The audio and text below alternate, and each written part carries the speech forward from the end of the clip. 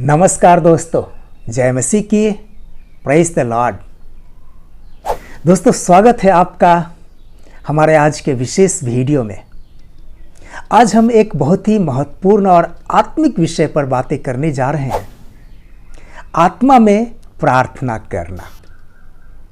दोस्तों, बाइबल हमें सिखाती है कि आत्मा में प्रार्थना करने का अर्थ क्या है और यह हमारे जीवन में कैसे परमेश्वर की इच्छा के साथ हमें जोड़ता है। क्या यह अन्य अन्य भाषाओं में बोलना है या कुछ और गहरा अर्थ छिपा है?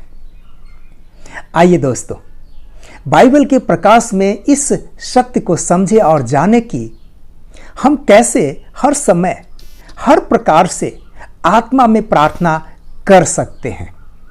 चलिए दोस्तों, शुरू करते हैं। वीडियो बहुत महत्वपूर्ण होने वाला है, कृपया अंत तक जरूर देखें।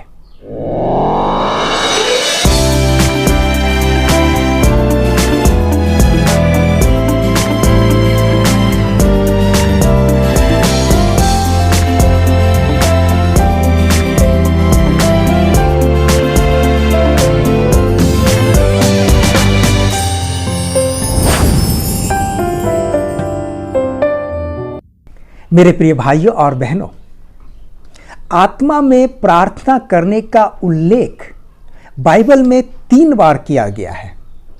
पहली कुरिन्थियों की पत्री अध्याय 14 पद 15, इफिसियों की पत्री अध्याय 6 पद 18 और यहूदा अध्याय 1 पद 20।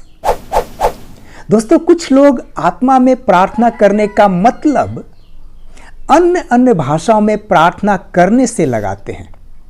मूल ग्रीक शब्द जिसका अनुवाद आत्मा में प्रार्थना किया गया है, उसके कई अलग अलग अर्थ होते हैं, जैसे कि उसके माध्यम से, उसकी सहायता से, उसके संबंध में, उसके अधिकार में। परंतु गौर करने वाली बात यह है कि एक का भी अर्थ या भाव अन्य अन्य भाषा में प्रार्थना करना नहीं है।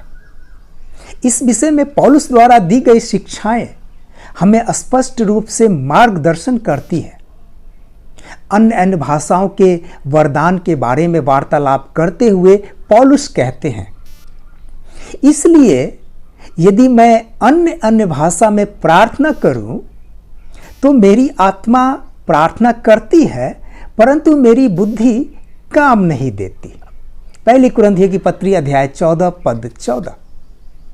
साथ ही पौलुस यह भी बताते हैं कि बिना अनुवाद अन्य अन्य भाषाओं में की जा रही प्रार्थना को कोई समझ नहीं सकता। पहली कुरिन्थियों की पत्री अध्याय 14 पद 28। परंतु अनुवाद करने वाला न हो तो अन्य भाषा बोलने वाला कलीसिया में शांत रहे और अपने मन से और परमेश्वर से बातें करे। दोस्तों, ऐसे ही इफिसियों की कलीसिया को निर्देश देते हुए पौलुस कहते हैं, इफिसियों की पत्री अध्याय 6 पद 18, और हर समय और हर प्रकार से आत्मा में प्रार्थना और विनती करते रहो। अब प्रश्न यह उठता है दोस्तों कि कोई कैसे हर समय और हर प्रकार से आत्मा में प्रार्थना कर सकता है जब तक कि वह अन्य भाषा में जो बोल रहा है उसे समझ न सके?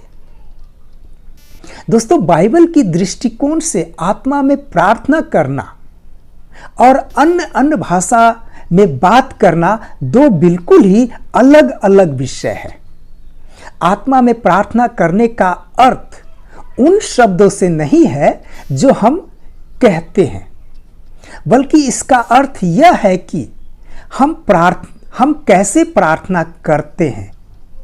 आत्मा में प्रार्थना करने का अर्थ पवित्र आत्मा की अगुवाई में प्रार्थना करना होता है। यह उन विषयों या वस्तुओं के लिए प्रार्थना करना होता है जिसकी पवित्र आत्मा अगुवाई करता है। रोमियो की पत्री अध्याय 8 पद 26 में पौलुस कहते हैं, क्योंकि हम नहीं जानते कि प्रार्थना किस रीति से करना चाहिए, परंतु आत्मा आप ही ऐसी आहें भर भर कर जो बयान से बाहर है हमारे लिए विनती करता है। दोस्तों, आत्मा में प्रार्थना करने का अर्थ पवित्र आत्मा की सामर्थ्य और अगुवाई में परमेश्वर की इच्छा के अनुसार प्रार्थना करने से है, अन्य भाषाओं में बोलने से नहीं। आत्मा में प्रार्थना करने का व्यवहारिक अर्थ अपने मन में प्रार्थना करने से है। पहली कुरिन्थियों की पत्री अध्याय 14 पद 28। इसी प्रकार मन में प्रार्थना करने का एक उदाहरण पौलुस द्वारा भी दिया गया है। दोस्तों, कुलुसियों अध्याय 3 पद 16, और अपने अपने मन में अनुग्रह के साथ परमेश्वर के लिए भजन और स्तुति गान और आत्मिक गीत गाओ। दोस्तों, इस प्रकार की प्रार्थना मार्ग में चलते हुए, काम करते हुए, सोते हुए, जागते हुए, किसी भी समय कहीं भी की जा सकती है। और यह प्रार्थनाएं भी पवित्र आत्मा के सामर्थ्य, अगुवाई और परमेश्वर की इच्छा के अनुसार की जा सकती है। केवल मन में प्रार्थना करने के द्वारा ही हम इफिसियों अध्याय 6 पद 18 में दी गई हर समय और हर प्रकार से प्रार्थना करने की आज्ञा का पालन कर सकते हैं और किसी अन्य प्रकार से नहीं। दोस्तों, पौलुस के जीवन में भी आत्मा में प्रार्थना करने का एक उदाहरण देखने को मिलता है। थिस्सलुनीकियों की कलीसिया को पहली पत्री लिखते हुए पौलुस कहते हैं, पहली थिस्सलुनीकियों अध्याय 2 पद 9, हमने इसलिए रात दिन काम धंधा करते हुए तुम में परमेश्वर का सुसमाचार प्रचार किया कि तुम में से किसी पर भार न हो। दोस्तों, पौलुस कलीसिया के सदस्यों को बताते हैं कि वो और उनके सहकर्मी रात दिन काम धंधा करते थे ताकि उन्हें सुसमाचार फैलाने में किसी से धन मांगने की आवश्यकता न पड़े। परंतु इसी पत्री में पौलुस आगे कहते हैं, पहली थिस्सलुनीकियों अध्याय 3 पद 10, हम रात दिन निरंतर प्रार्थना करते रहते हैं। दोस्तों, मेरे प्रिय भाइयों और बहनों, अब प्रश्न यह उठता है कि यदि पौलुस और उनके सहकर्मी रात दिन काम धंधा किया करते थे, जैसा कि पौलुस बताते हैं पहली थिस्सलुनीकियों अध्याय 2 पद 9 में, तो फिर वो कैसे रात दिन प्रार्थना कर सकते थे? क्या पौलुस कलीसिया से झूठ बोल रहे थे? बिल्कुल भी नहीं दोस्तों, बिल्कुल भी नहीं। पौलुस और उनके सहकर्मी आत्मा में प्रार्थना करने के रूप में रात दिन काम धंधा करते हुए अपने मन में प्रार्थना भी किया करते थे। मेरे प्रिय भाइयों और बहनों, आत्मा में प्रार्थना करने का व्यवहारिक अर्थ अपने मन में प्रार्थना करना होता है, अन्य भाषाओं में प्रार्थना करने से नहीं।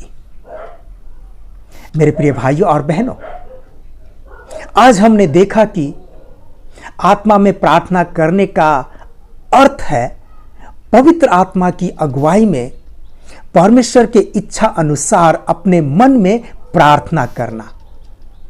यह कोई ऐसी प्रक्रिया नहीं है जो केवल शब्दों या अन्य भाषाओं तक सीमित हो, बल्कि यह हमारे हृदय की गहराई से निकलने वाली वह प्रार्थना है जो हमें हर समय, हर परिस्थिति में परमेश्वर के साथ जोड़ती है।